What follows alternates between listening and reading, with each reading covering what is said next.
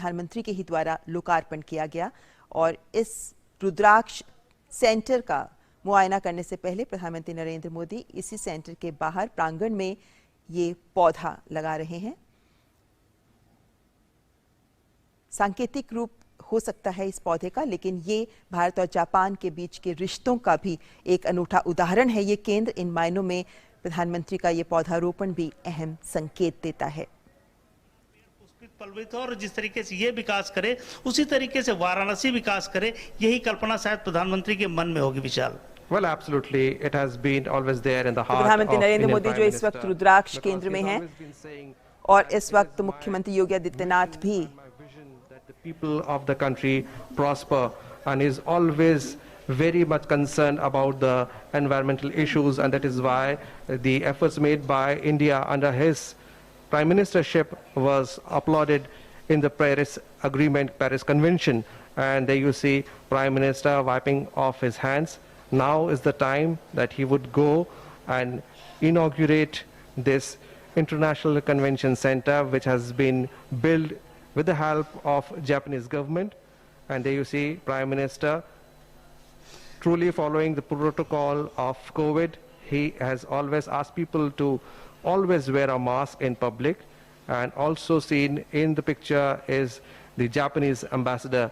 So the Prime Minister slowly walking towards, and there's a beautiful picture here, Prime Minister accompanied by the Japanese ambassador, His Excellency Suzuki, the Indian tricolor and the Japanese flag. What a moment, Ramendra.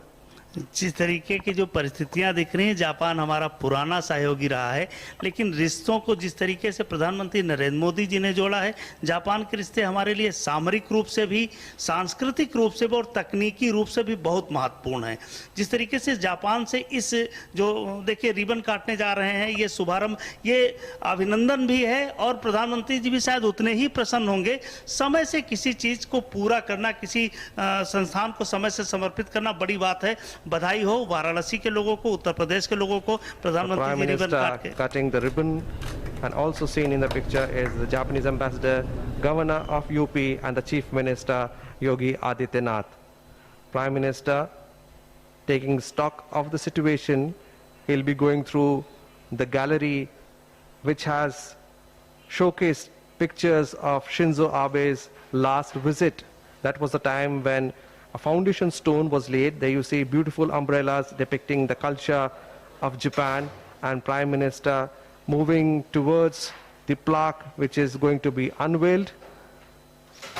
ये भाग्यशाली अवसर है वाराणसी के लिए भी और प्रधानमंत्री के लिए भी कि ये गार्जियन के रूप में जिस तरीके से वाराणसी को उन्होंने सजाया संवारा है, समय से पूरा किया है जो सारे प्रोजेक्ट, वो महत्वपूर्ण है। बधाई हो, शुभकामनाएं सारे देश को, वाराणसी को, उत्तर प्रदेश के लोगों को। विशाल Ramendra, it has flags of both the countries, truly telling the world that India, Japan stand together in friendship, stand together in bondage, stand together for economic issues, for environmental issues, for religious issues, and we have long and strong ties with Japan, both countries united in culture. The Prime Minister now walking towards the inside of the building.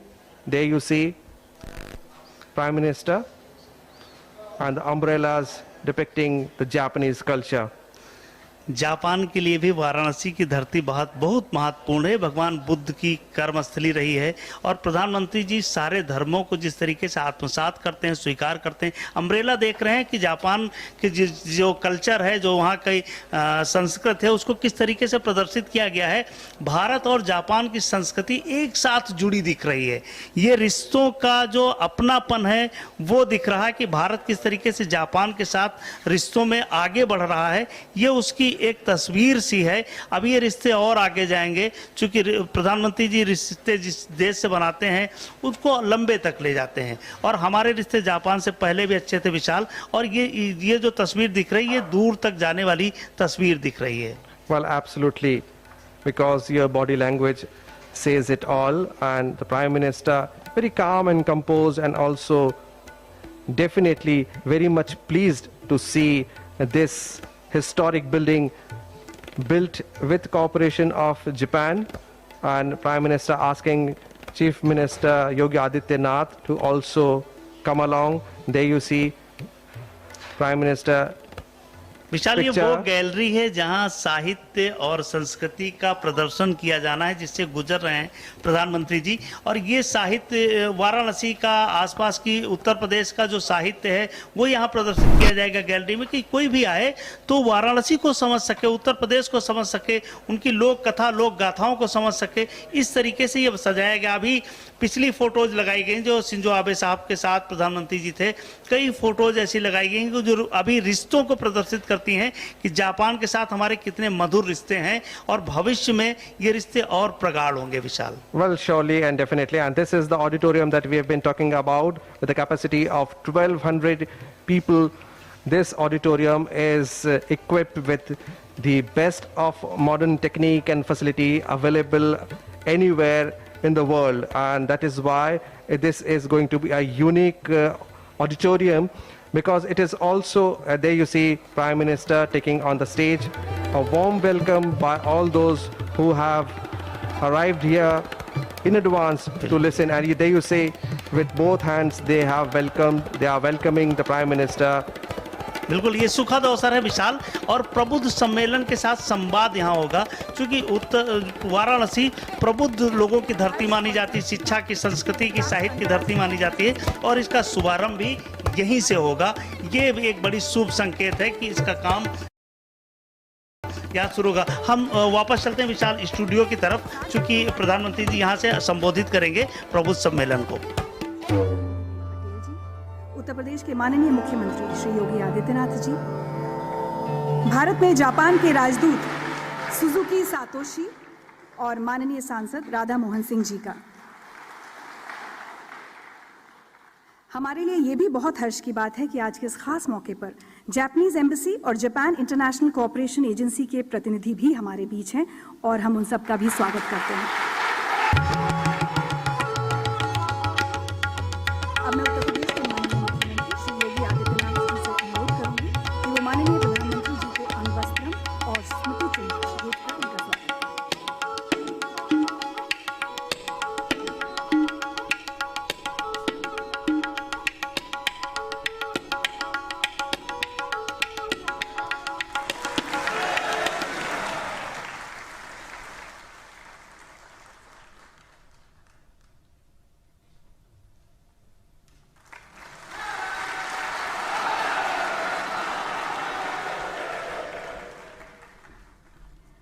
और अब मैं माननीय मुख्यमंत्री जी से निवेदन करूंगी कि वे स्वागत उद्बोधन दें।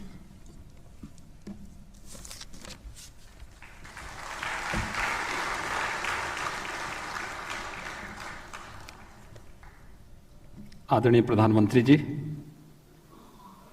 प्रदेश की माननीय राज्यपाल श्रीमती आनंदीबेन पटेल जी, जापान के माननीय राजदूत श्री सतोशी सुजुकी जी, माननीय सांसद और पूर्व केंद्रीय मंत्री श्री राधा मोहन सिंह जी, जापान राजदूत दूतावास से जुड़े हुए सभी सम्मानित अधिकारीगण, जायका से जुड़े हुए सभी उपस्थित महानुभाव, आज की इस ऐतिहासिक पल के साक्षी बन रहे काशी के सभी प्रबुद्धजन और उपस्थित भाइयों बहनों, मैं आप सबकी ओर से काशी के लोकप्रिय सांसद और देश के यशस्वी प्रधानमंत्री आदरणीय नरेंद्र मोदी जी का बाबा विश्वनाथ की इस धरती पर भगवान बुद्ध के द्वारा जिस धरती पर पहला उपदेश दिया गया था, काशी और सारनाथ की इस धरती पर हृदय से स्वागत करता हूं, अभिनंदन करता हूं।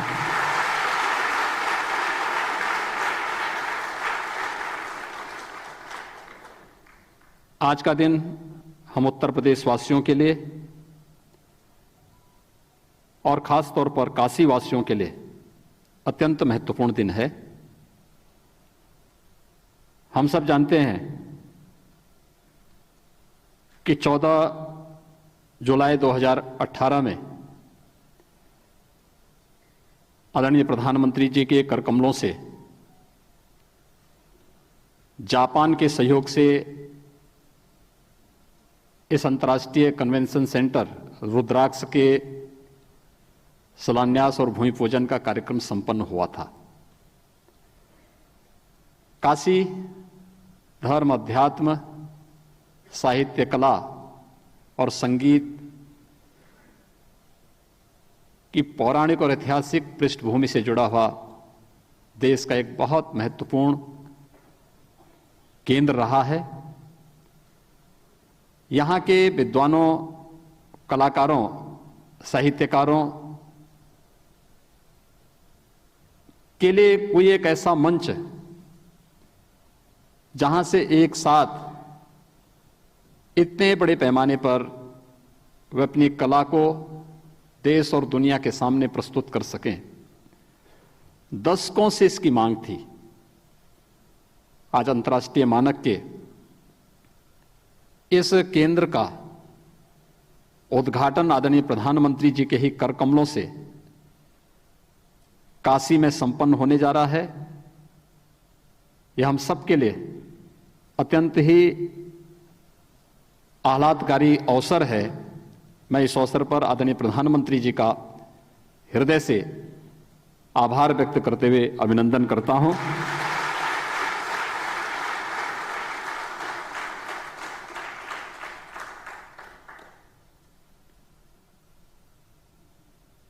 आज के इस अवसर पर जापान के माननीय राजदूत और दूतावास से जुड़े हुए अधिकारीगण, जायका से जुड़े हुए अन्य अधिकारीगण भी यहां पर उपस्थित हुए हैं। लगभग 1200 क्षमता का यह अंतर्राष्ट्रीय कन्वेंशन सेंटर 3 वर्ष के दौरान बनकर के तैयार हुआ है। अपनी अनेक उपलब्धियों के लिए यह जाना जाएगा। एक अद्भुत केंद्र है और अनेक प्रकार के कार्यक्रमों को यहां पर काशी वासियों को इसका साक्षी बनने का अवसर प्राप्त होगा। मैं आज के इस अवसर पर जापान सरकार के द्वारा भारत और जापान के मैत्री के इस नए युग को, जो तत्कालीन प्रधानमंत्री जी के साथ आदरणीय प्रधानमंत्री जी ने इस काशी में प्रारंभ किया था, भारत की उस प्राचीन परंपरा की ओर हमें लेके जाता है, जब बौद्ध धर्म का पहला कदम जापान की धरती पर पड़ा होगा। भारत और जापान के प्राचीन और अर्वाचीन मैत्री का एक केंद्र बिंदु यह रुद्राक्ष बनेगा। बाबा विश्वनाथ के प्रतीक रुद्राक्ष की प्रतिकृति भी उसी रूप में है। अपनी अद्भुत आर्किटेक्ट के लिए केंद्र जाना जाएगा, अपनी वास्तु के लिए जाना जाएगा और अनेक प्रकार की कला और साहित्य की गतिविधियों का केंद्र बिंदु बनेगा। इस विश्वास के साथ जापान सरकार का भी आभार व्यक्त करते हुए मैं आदरणीय प्रधानमंत्री जी का, जापान के माननीय राजदूत और उनके साथ आए हुए सभी दूतावास के अधिकारियों का हृदय से अभिनंदन करता हूं। धन्यवाद। जय Hind.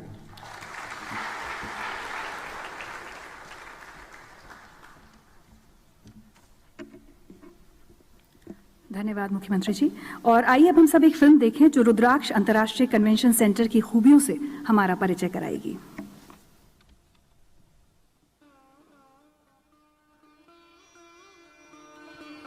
With strong civilizational links between the people of the two nations, India and Japan share the common heritage of Buddhism and commitment to democracy. The bond between the two countries reached a new high with the Prime Minister of India, Shri Narendra Modi, and the then Prime Minister of Japan, Shinzo Abe, visiting each other's country, upgrading the strategic partnership. The friendship between the two great nations with remarkable cultural similarities has been further strengthened by the heritage sites of Kyoto and Kashi. International Convention Center at Varanasi is shining example of bilateral and cultural cooperation which has been built by grant aid from Japan to create a platform for the cultural and social interactions. The design, philosophy and building form revolves around creating people-friendly spaces to nurture the spirit of sharing and caring, which has been a long-standing tradition of Varanasi. Multi-purpose grand entrance lobby connects dedicated meeting and conference rooms, which can be used as art gallery space as well for showcasing the city's talent. Multi-purpose pre-function areas enable and facilitate better organization and interaction among the guests. The convention center will host the contemporary needs like conferences and summits and serve the city's long ongoing tradition for Indian classical music, dance and theatrical performances. An international standard and acoustically well-designed auditorium with the capacity of 1200 seats with well-equipped stage to facilitate multiple-act theatrical performances as well. At the same time, to ensure a technically sound building, the design incorporates high standards of sustainability, safety and universal designs. Kashi is considered the holy abode of Lord Shiva. Rudraksh is a symbol of love and a prasad of Lord Shiva to humanity. The convention center is aptly named as Rudraksh and therefore designed in the shape of Shivling with 108 Rudraksh decorated along its facade. Rudraksh, Varanasi Convention Center, a new landmark to celebrate heritage, culture and friendship.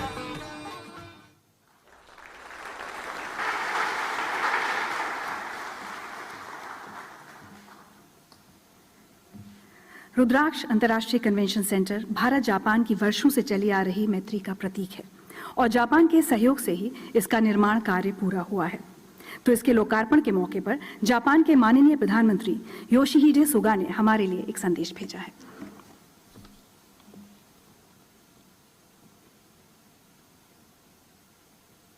मोदी首相ご出席の皆様、ナマスカール、バルナシ国際協力コンベンションセンターの完成にあたり、日本国政府および日本国民を代表し、心よりお祝いを申し上げます。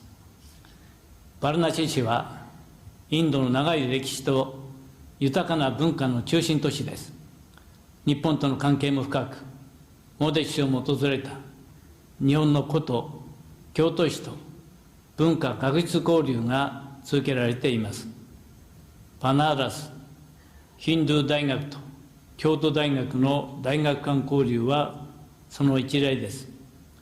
こうした特別な地位を占める都市に、我が国の無償資金協力によって、日印友好の証として、国際協力コンベンションセンターが建設されたことを大変嬉しく思います。細部にわたり、高い完成度を誇るこのセンターは、日本企業が設計、施工を手掛け、我が国の技術力を示す存在です。モディ首相自らが英知の象徴となるよう願いを込めて、菩提樹の実と名付けられました。このセンターが国際会議や文化芸術行事などの開催を通じ、緊密な日印協力の舞台として用いられ、日印友好の新たなシンボルとなることを期待します。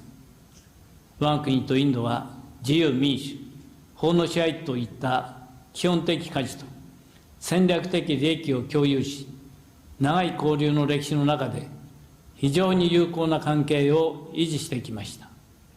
新型コロナの感染拡大により、現在は相互往来が困難になっていますが、日印で手を携えて、この危機を乗り越え、特別戦略的グローバルパートナーシップの下、グリーン、デジタル、サイバー、保健、連結性強化などの協力をはじめ、日印関係のさらなる発展に取り組んでいく決意です。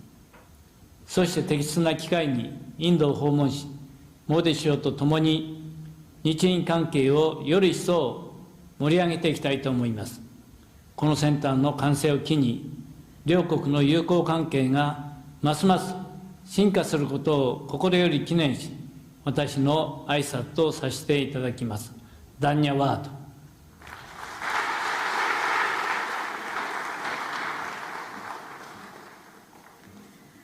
सुगा जी का धन्यवाद। और यकीनन शिव की नगरी काशी में रुद्राक्ष convention centre Bharat और Japan की दोस्ती को और मजबूती प्रदान करेगा।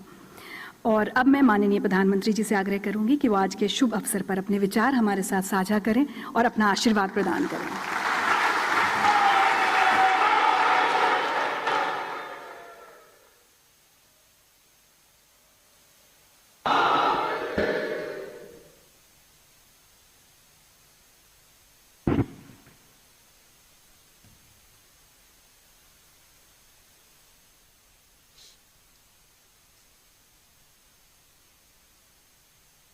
हर हर महादेव।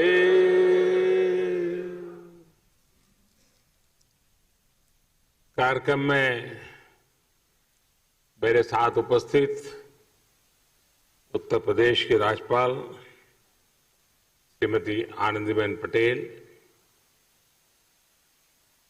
ऊर्जावान और लोकप्रिय मुख्यमंत्री श्रीमान योगी आदित्यनाथ जी, भारत में जापान के एम्बेसडर श्रीमान सुजुकी सातोशी जी, संसद में मेरे सहयोगी राधा मोहन सिंह जी, काशी के सभी प्रबुद्धजन और सम्मानित साथियों, अभी अपने पिछले कार्यक्रम में मैंने काशीवासियों से कहा था कि इस बार काफी लंबे समय बाद आपके बीच आने का सौभाग्य मिला, लेकिन बनारस का मिजाज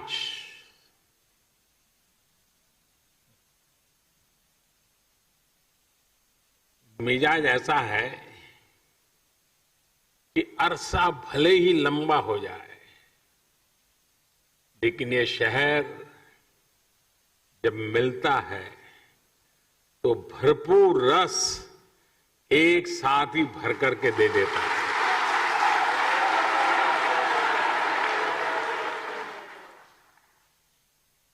अब आप देखिए, भले दिन ज्यादा हो गए हों, लेकिन जब काशी ने बुलाया तो बनारस वासियों ने एक साथ इतने विकास कामों की झड़ी लगा दी।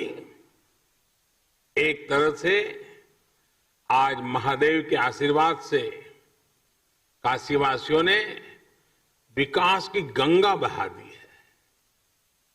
आज ही सैकड़ों करोड़ की अनेक योजनाओं का लोकार्पण और शिलान्यास हुआ, और अब ये रुद्राक्ष कन्वेंशन सेंटर, काशी का प्राचीन वैभव अपने आधुनिक स्वरूप, यानी एक प्रकार से आधुनिक स्वरूप में अस्तित्व में आ रहा है। काशी के बारे में तो कहते ही हैं कि बाबा की ये नगरी कभी थमती नहीं, कभी थकती नहीं, कभी रुकती नहीं। विकास की इस नई ऊंचाई ने काशी के इस स्वभाव को एक बार फिर सिद्ध कर दिया है।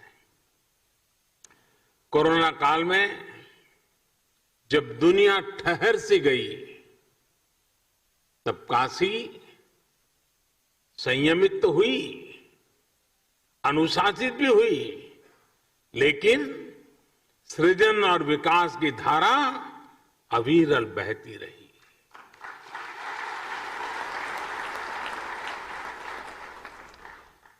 काशी के विकास के ये आयाम ये international cooperation and convention centre Rudraksh आज इसी रचनात्मकता का, इसी गतिशीलता का परिणाम है। मैं आप सभी को, काशी के हर एक जन को इस उपलब्धि के लिए हार्दिक बधाई देता हूं।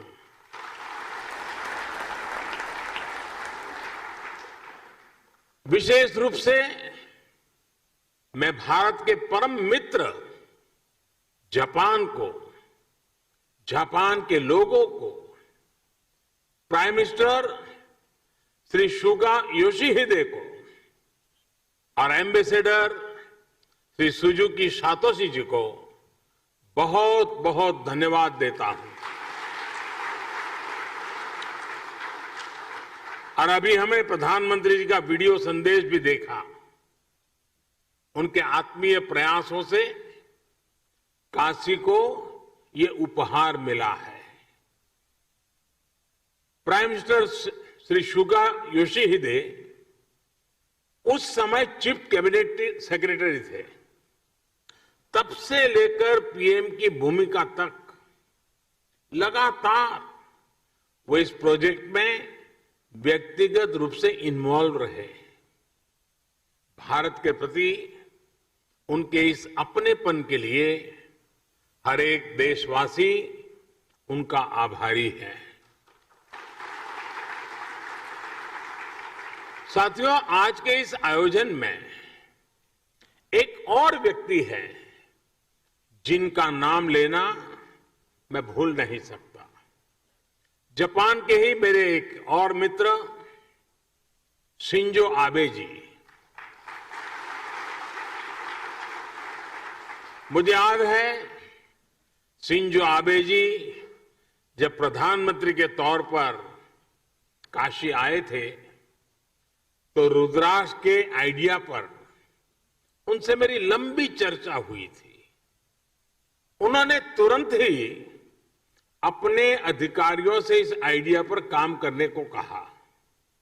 इसके बाद जापान का जो कल्चर है, उनका गुण है, चिर परिचित उनकी विशेषता है परफेक्शन और प्लानिंग।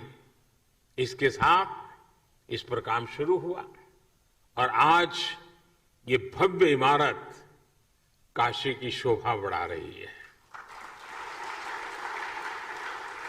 इस इमारत में आधुनिकता की चमक भी है और सांस्कृतिक आभा भी है। इसमें भारत जापान रिश्तों का कनेक्ट भी है और भविष्य के लिए अनेकों संभावनाओं का स्कोप भी है। मेरी जापान यात्रा के समय हमने दोनों देशों के रिश्तों में पीपल टू पीपल रिलेशंस में इसी अपनेपन की बात कही थी। हमने जापान से ऐसे ही सांस्कृतिक संबंध की रूपरेखा खींची थी। मुझे खुशी है कि आज दोनों देशों के प्रयासों से विकास के साथ साथ रिश्तों में मिठास का नया अध्याय लिखा जा रहा है।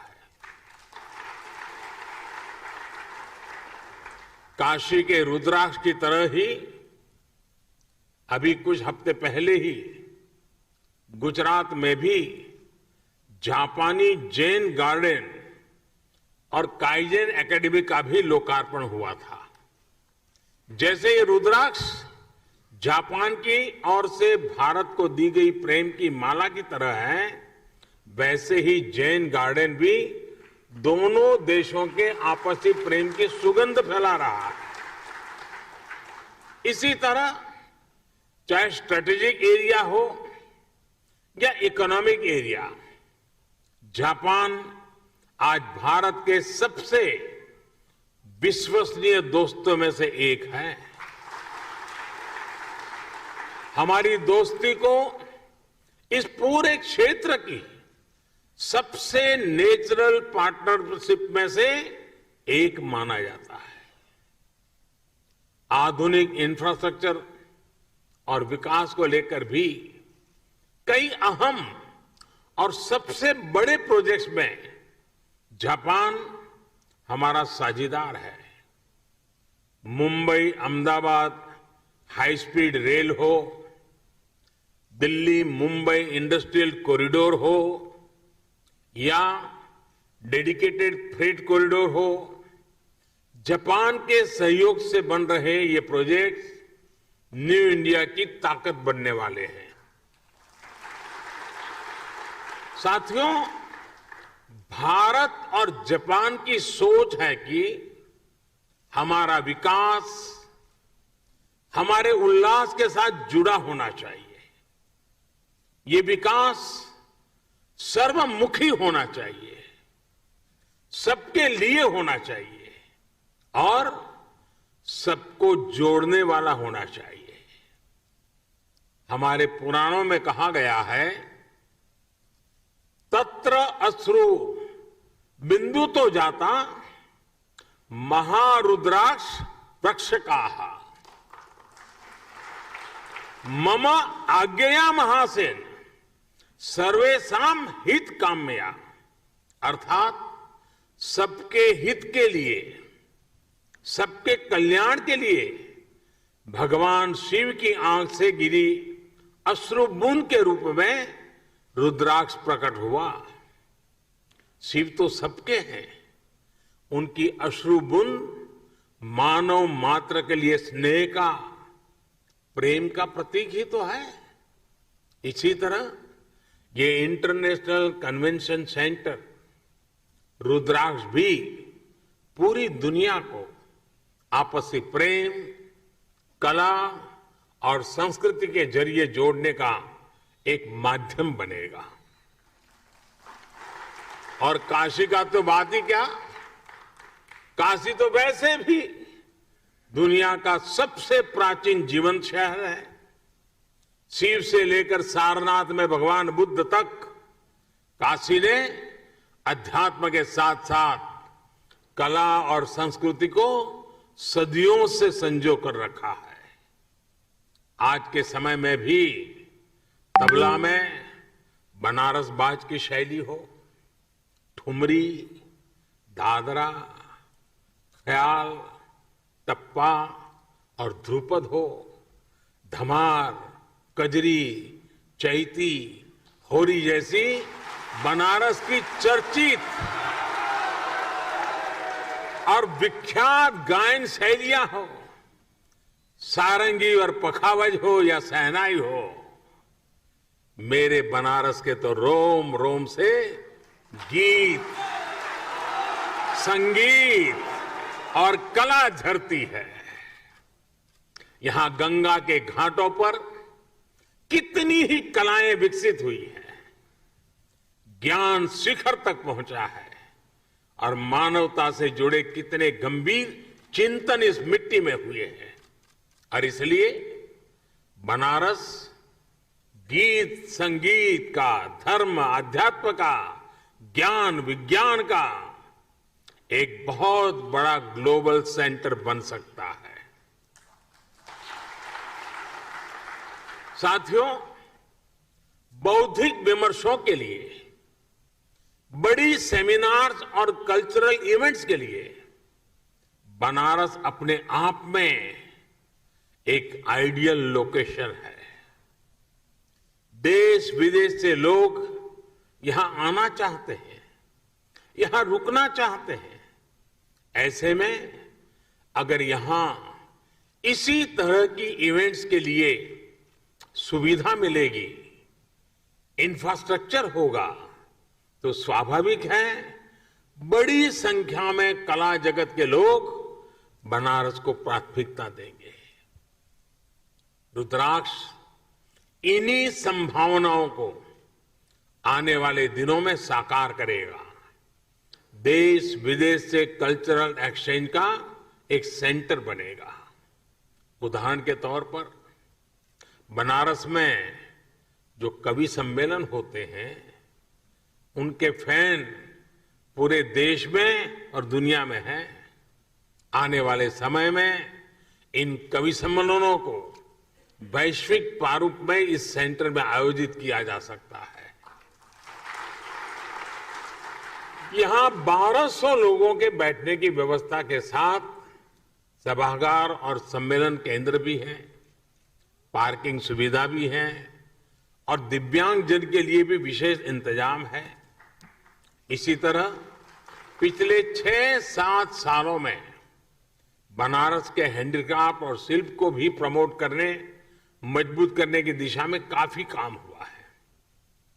इससे बनारसी सिल्क और बनारसी शिल्प को फिर से नई पहचान मिल रही है।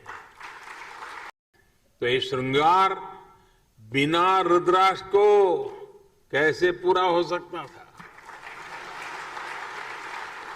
अब जब ये रुद्राक्ष काशी ने धारण कर लिया है तो काशी का विकास और ज्यादा चमकेगा और ज्यादा काशी की शोभा बढ़ेगी। अब ये काशी वासियों की जिम्मेदारी है। मैं आप सबसे विशेष आग्रह भी करता हूं कि रुद्राक्ष की शक्ति का पूरा उपयोग आपको करना है। काशी के सांस्कृतिक सौंदर्य को, काशी की प्रतिभाओं को इस सेंटर से जोड़ना है।